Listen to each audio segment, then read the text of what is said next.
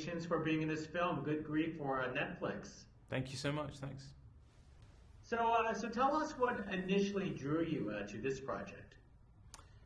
Well, it came through as an audition, and Dan Levy's name was attached, and I was on board to take a look and audition for him. I think I was such a huge fan of Schitt's Creek, and then when I read the script, I was really, really swept away by it. I just thought it was so unpredictable.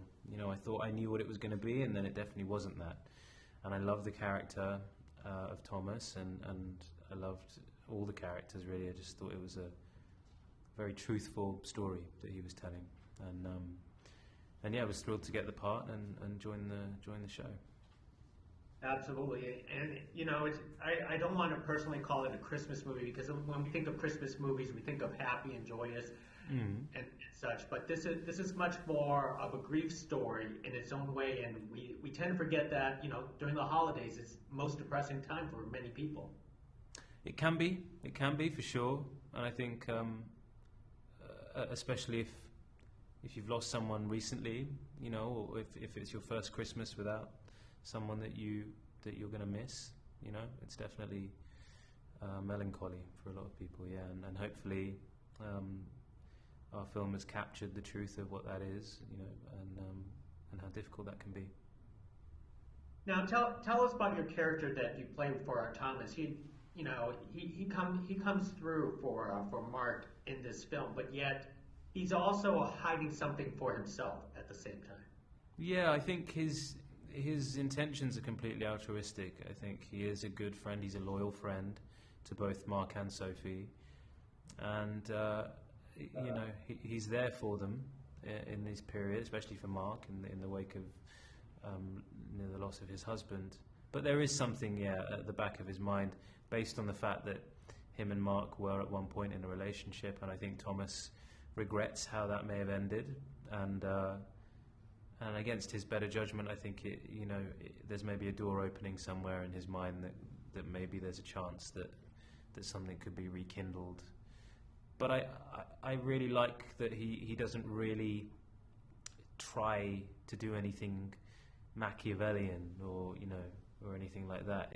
It's just he's feeling something that's difficult to feel, and I really love where the story goes with it. I feel your character is very opposite to Ruth's Sophie character in this case, but yet you both show that synergy, as the friendship to Marc. Yeah, I think that was, in terms of the dynamic between us all, there was a natural sort of coming together when we first met, and I just felt that we were going to get on.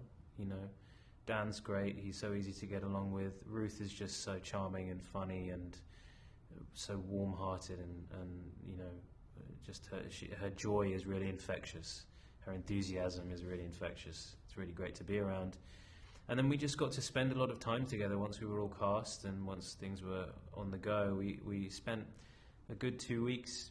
We would just spend time talking about the script, workshopping scenes, filling out our characters' backstories, as it were, or ideas that we had. And then we went away for a weekend together, and we did an escape room together and all this sort of stuff that, I think a lot of people would deem it to be perhaps frivolous, in terms of sort of just the way that we do things in our world of storytelling. But it's actually really important, especially when you're telling a story that revolves around a friendship like this, that we got to have that time to bond together, and really get to know each other as buttons, that sort of thing.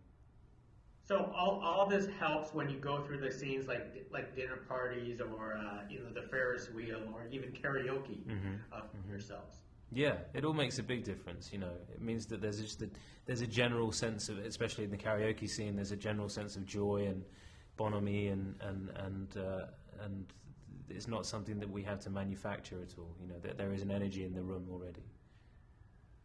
Now, speaking of the karaoke scene, I found your singing a whole lot different in this film than the previous film of yesterday, which I love, and I thought I was expecting the same vocals, but how do you tackle that for yourself? Well, I'll tell you what happened was that I got unwell for the days before we were filming that karaoke scene, and I lost my voice entirely. So I could barely talk that day when we shot the karaoke scene, and I think that shows in the quality of my vocals there. So I don't really have a big secret other than get ill with laryngitis, I suppose. Well, that's a little sadness in itself, but you know, can you talk about the costume that Thomas gets to wear? I mean, it is a pretty, I want to say pretty spiffy. You look great in scarves, by the way. Thank you. Thanks very much. Yeah, I need to get more. I've got the same one scarf that I just keep wearing over and over again. Yeah, I love the costume. It was such a departure for me in terms of anything I'd worn before on screen and in my own life, and it kind of opened up a whole sort of door for me, really. I went, oh, I can pull that off. That's great. But again, that came from Dan. His specificity. You know, he's very much someone who enjoys fashion himself, and he was very specific about our characters and how the costume can further help tell the story. You know, and you know, it will tell you something about someone on a subconscious level.